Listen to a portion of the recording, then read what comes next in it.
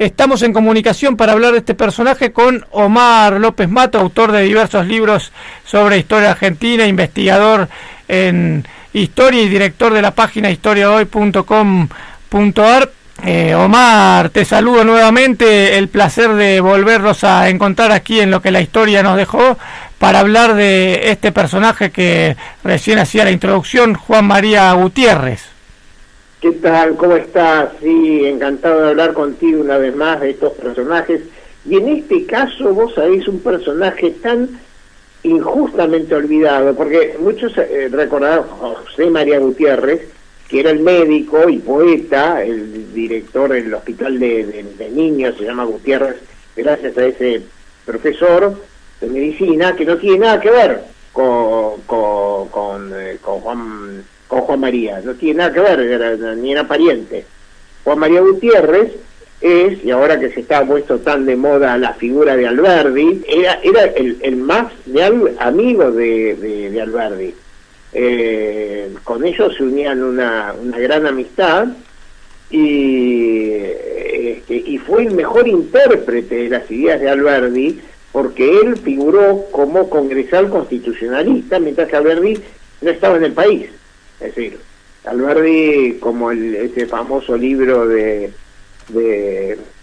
Hamilton, era el gran ausente porque él pasó su mayor parte de su vida en Europa, mientras que Juan María Gutiérrez lo acompañó primero en el exilio, en Montevideo, y después estuvieron un tiempo juntos en Europa, porque los unía una amistad que habían tenido con Garibaldi en Montevideo, y entonces le abrieron la puerta de la intelectualidad italiana por Mazzini y todos los seguidores de Mazzini. Mazzini es un personaje, la verdad que es ineludible dentro de la historia argentina, y sin embargo no lo tenemos. No en vano, la primer gran hermosa estatua que tiene Buenos Aires es la de Mazzini en Plaza Roma, enfrente del Luna Park. Sí. ¿No? Porque uno dice, pero ¿cómo? Es decir, fíjate vos, no tenía estatua, creo que todavía no tenía la estatua de San Martín, y si no por esa época más o menos, y ya había una estatua de Mazzini en Buenos Aires, porque Mazzini, a través de la prédica de Garibaldi y de la enorme colectividad italiana que vino a Buenos Aires huyendo de la tiranía austríaca, etcétera, trajo las ideas de Mazzini. Entonces vale la pena que algún día alguien haga un ensayo sobre Mazzini y su influencia en la intelectualidad argentina. Y justamente uno de esos era nuestro, mencionado por ti, nuestro protagonista de la fecha, Juan María Gutiérrez. Que Juan María Gutiérrez, aparte de ser porque fíjate vos, estudió abogacía de grande, primero fue topógrafo, pero aparte de ser un constitucionalista, junto a Gorostiaga, quizás el intérprete más importante del pensamiento alberdiano, Gutiérrez fue un enorme literato, no solamente literato él por lo que escribió, sino por la búsqueda literaria. Fue uno de los primeros que hizo recopilaciones de poemas de artistas latinoamericanos, ¿no? Cuando el tiempo que le tocó vivir en Chile. Y después, bueno, muchas vueltas, ya te digo, fue primero funcionario en la Argentina, en la época de Rosas, gracias a unos escritos o comentarios que no le cayeron muy bien a la dirigencia rosista, se tuvo que ir estuvo preso y después se tuvo que ir a Montevideo. Ahí hace comunión con todos los grandes personajes que son de la generación del 32. Él es justamente uno de los que le pone el nombre a la generación del 32. Estamos hablando de Mitre, estamos hablando de Sarmiento, estamos hablando de Alberdi, estamos hablando de Cané, estamos hablando de Echeverría, en fin, como siempre digo... La del 37, ¿haces mención? ¿Cómo? La famosa generación del 37. 37, sí, perdón, dije 32, no, sí, del 37, pero vos fijate, como siempre digo, la literatura argentina y el gran pensamiento liberal argentino nace en Montevideo. Sí. Es decir, en Buenos Aires esa gente estaba proscripta, se tuvo que ir de Buenos Aires, sus pensamientos, sus libros no se publicaban en Buenos Aires, todos eran seguidores de ese gran precursor que fue Echeverría, que también vivió en Montevideo. La primer gran novela argentina, Amalia, se escribe en Montevideo, después se la publicó en la Argentina, pero Amalia nace en un periódico de Montevideo. Y bueno, es esa generación a la que representa, junto al Thompson, a los hermanos Varela, Juan María Gutiérrez. Exactamente. No solamente eso, sino que recopila gran parte de la obra literaria que hoy, si no por eso, se estaría perdida. Coincido, Omar. Te quería consultar, o mejor dicho, contarle a la audiencia, porque esto es algo que sucedió con Gutiérrez y no sucedía demasiado en aquel momento, porque por parte materna descendía de una familia bastante acomodada. No nos olvidemos que el segundo apellido era Chiclana, recordemos aquel miembro de la época revolucionaria, sobre todo ligado al segundo triunvirato, y sin embargo tuvo un inconveniente, una quiebra de los manejos económicos de la actividad de su padre, y fue por eso prácticamente que tuvo su lugar en el departamento topográfico primero, como para intentar tener algún resguardo económico, Gutiérrez, porque eran muchos hermanos y no había quedado bien la situación. Omar, e inclusive sus estudios de abogacía no los pagó justamente por esta situación. Sí, fueron, y a lo largo de mucho tiempo, porque tuvo que seguir trabajando para completar su formación como abogado, y como decía antes, curiosamente, su primer oficio fue topógrafo. Pero la familia, lo que sí tenía la familia Gutiérrez y Chiclana, era un espíritu muy liberal. Eran liberales españoles, hoy que tanto se habla de liberalismo. Por eso es que él tiene esta adhesión a la causa libertaria desde muy joven. Y hay otra coincidencia con Chiclana. Tú sabrás, y quizás nos estamos yendo al final de todo, pero Chiclana fue el primer auditor del ejército argentino, y por decreto de 1800 y pico, merecía, es decir, estaba designado a hacerse una estatua en el cementerio de la Recoleta, que nunca se hizo, al igual que su sobrino, años más tarde. Tampoco se le hicieron las estatuas que estaban encomendadas por decreto. En el año 1850 y pico, también le encomendaron hacer una estatua en recuerdo, y es más, hace pocos años atrás, me acuerdo haber participado en una colecta de la Academia de Historia para terminar de una vez por todas de hacerle una estatua a Gutiérrez, y no se completó. Por eso yo no digo que es un olvidado de la historia, es casi un despreciado de la historia. Exactamente. Voy a hacer una fe de rata porque había mencionado el segundo triunvirato y era ligado al primero, Chiclana, pero más allá de ese dato, volvamos... Sí. Cosa, yo siempre digo, cuando viste, porque a veces hay que analizarlo, viste, en la primaria te rompen los quinotitos con que no, primer triunvirato, segundo triunvirato, la junta grande, la primera junta, la segunda, la junta grande, el primer triunvirato, los directorios, el primer directorio. En realidad, lo que todo eso tiene que mostrar es que Buenos Aires políticamente era un despelote, valga la expresión. Es decir, estaban todos contra todos, era una especie de titanes en el ring. Rivadavia se peleaba con Belgrano, San Martín no lo quería Rivadavia, estaban todos, Zarratea se llevaba pésimo con Artigas, Rondó aparecía en el medio y cada tanto lo mandaban a un ejército, después volvía a Uruguay, después perdía unas batallas y volvía de vuelta. Es decir, Larrea con sus negocios espurios. Lo que pasaba en Buenos Aires es que nadie se ponía de acuerdo, es decir, la figura de la Junta evocaba a las juntas españolas. Cuando quieren hacer la Junta Grande, ya se le va de las manos, porque aparte era otra cosa, la Junta Grande le mojaba la oreja al porteñismo, Entonces, Exacto. y no, tanta gente del interior, mejor no lo sacamos encima. Entonces aparece el triunvirato, que era una forma de gobierno que la habían devuelto los franceses, la habían resucitado en su gran pandemonio revolucionario, que no sabían a quién poner después de Robespierre y todo lo demás. Bueno, vamos a hacer un triunvirato, que lo rescataron de la historia greco-romana, de la historia romana específicamente. Recordemos que Julio César formaba parte de un triunvirato. Después, como el triunvirato no funciona, y no funciona por varias causas, entre esos por los odios intestinos internos.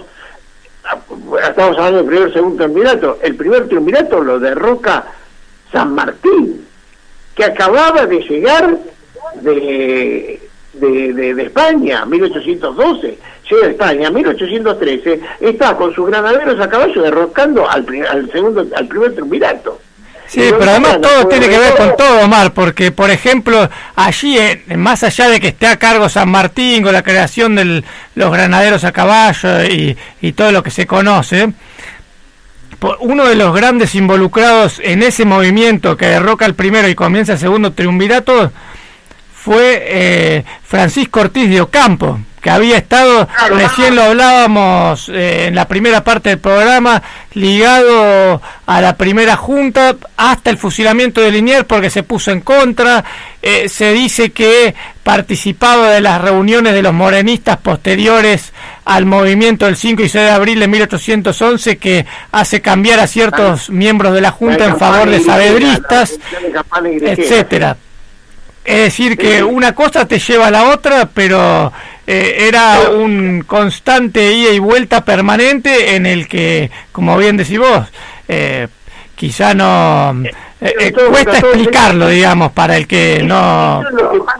Eso es lo que pasa es que cuando para que no esté en el uno tema. se lo lee de chiquito, no tiene ese espíritu de crítica, pero cuando hoy es agarrar y decís, no, se sucedieron tantos gobiernos en tan poco tiempo, decís, pero ¿qué estaba pasando? No, era desinteligencia tras desinteligencia, golpe de Estado tras golpe de Estado, todo era muy complicado en ese proceso.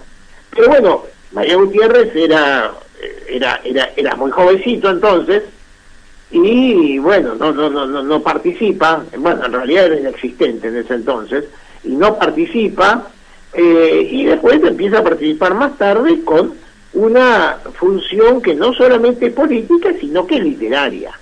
Y él, en los primeros gobiernos constitucionales, tanto el de Mitre como el de Urquiza también, y el de Sarmiento, ocupa cargos públicos importantes, pero tenía un problema aparentemente Gutiérrez. No era un buen orador, era un muy buen escritor, casi un poeta, un buen investigador de literatura, pero no era un buen orador, y eso es un poco lo que lo menoscaba su carrera, ¿no? Su carrera al menos política. Y como él muere en el 78, participa de la vuelta de los restos del general San Martín. Es más, de hecho muere un 26 de febrero, es decir, en víspera del nacimiento de San Martín, y muere escribiendo una carta al Verdi sobre cómo estaban preparando el regreso de San Martín en el año 80, que aparte también uno no se puede explicar por qué esos 30 años, se puede explicar, hay muchas explicaciones, porque sí, esos 30 años en los que demora volver San Martín, que tienen una connotación política, y que también su vuelta gracias a Avellaneda, porque Avellaneda necesitaba los votos del mitrismo para mover alguna de sus leyes. Como recordemos que el gobierno de Avellaneda había comenzado con una revolución que le había hecho Mitre estuvo preso en 1874 y estuvieron a punto de fusilarlo a Mitre. Después se lo soltó y, bueno, era la oposición. Y como el escrito sobre San Martín, el famoso libro de San Martín de Mitre, lo escribe durante la reclusión que vivió en 1874-75, Avellaneda, para congraciarse con Mitre, es que dice, bueno, vamos a traerlo a San Martín, y el gran orador de todos estos procesos será Mitre. Y ahí es que consigan situaciones políticas. Vos fíjate, estamos hablando de la repatriación de nuestra máxima figura histórica, y sin embargo todo eso fue motivo de negociaciones, de toma y daca política, para poder congraciarse y poder votar leyes que hubiesen sido muy difíciles sin el apoyo del mitrismo. Además, de hecho, no solamente votaron leyes, sino que pusieron seguidores de Mitre dentro del gobierno de Avellaneda.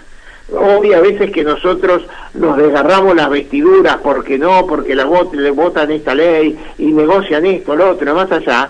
Esto es parte de la política intrínseca, la política, y en Argentina se viene dando desde sus orígenes más precoces. Sí, y en particular esa época espectacular, la de la conciliación. En el último programa del año pasado tuve la posibilidad de dialogar con una de las historiadoras, justamente hablando de esa parte de la historia, en la que recordemos que Avellaneda, si bien nos estamos yendo un poco del tema, podemos traerlo a colación, porque recién lo dijiste, había comenzado con esa revolución del 74, que hasta incluso el propio Mitre, más allá de esa reclusión en el medio, es como que cambia su parecer después de esa derrota, pero arrancó con esa revolución y terminó con otra que en parte fue apoyada por esos mismos hombres representantes del mitrismo, que había puesto, si se quiere de alguna manera, a Avellaneda dentro del gobierno. Es decir, que esto es un ida y vuelta, como hablábamos hace un ratito, permanente. Y volviendo a Gutiérrez, podemos decir que si bien había participado junto a Mitre de esa Federación del 37, es decir, pese a que Mitre es más joven, después cuando viene esa decisión entre la Confederación y el Estado de Buenos Aires, primero la revolución del 11 de septiembre, Gutiérrez está a favor del acuerdo, Mitre está en contra. Gutiérrez se va a Santa Fe y apoya la Constitución, que, como bien decía vos, junto a Gorostiaga fue uno de los dos hombres claves del proyecto, más allá de que la idea quizá partía de Alberdi, pero dentro del país estaban tanto Gutiérrez como Gorostiaga. Y recién en la reunificación Mitre logra ponerlo de su lado nuevamente, si se quiere, a Gutiérrez, con la Universidad de Buenos Aires. Claro, fue rector de la universidad durante 12 años. Y la tuvo que abandonar por una afección cardiológica, pero sin embargo Gutiérrez era como el paradigma de la pedagogía argentina. Era consultado constantemente por eso, y por eso es que él empieza con toda esa serie de biografías de próceres argentinos, que bueno, en realidad estaba recalcando la frase que Avellaneda haría inmortal. Las grandes patrias se construyen sobre las tumbas de los grandes personajes, ¿no? Y bueno, ahí en eso colabora Juan María Gutiérrez.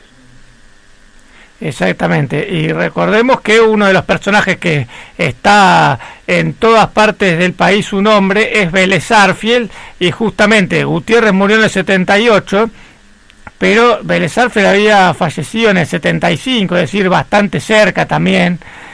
Otro hombre ligado a la jurisprudencia, que tuvo un cierto contacto, sobre todo posterior, con Gutiérrez, no tanto en la época rosista, porque Gutiérrez claramente, después de lo del Salón Literario y demás, fue opositor, y en cambio Vélez Sarsfield, esto que hablábamos de las negociaciones permanentes, por momentos fue apoyó sobre todo la negociación con la Iglesia durante el rosismo, y después por otros momentos era como opositor porque estaba ligado al unitarismo. Vamos a, como tenemos que ir terminando, te voy a traer a colación una frase, un poema de Gutiérrez, que creo que da un broche de oro a estas circunstancias. Porque las obras humanas crecen entre espinas y truécanse luego en rimas que desbaratan los vientos. Muy buena, la verdad que no soy un experto en el tema de las poesías, ni mucho menos, pero sabemos que fue destacadísimo en esto justamente Juan María Gutiérrez, y qué mejor que exponer uno de sus versos para hablar de este personaje. Y si le parece, y olvidadísimo, la verdad, es decir, tenemos que hacerle, yo creo que es una de esas personas a las que tenemos que recuperar, porque es una figura enorme, literato, escritor, constitucionalista, abogado, y sin embargo, ya te digo, no juntamos 2 pesos para hacerle una estatua, la verdad es esa. Sí, y que por suerte la Biblioteca del Congreso actualmente tiene bastante documentación y también escrituras de este personaje, de Juan María Gutiérrez.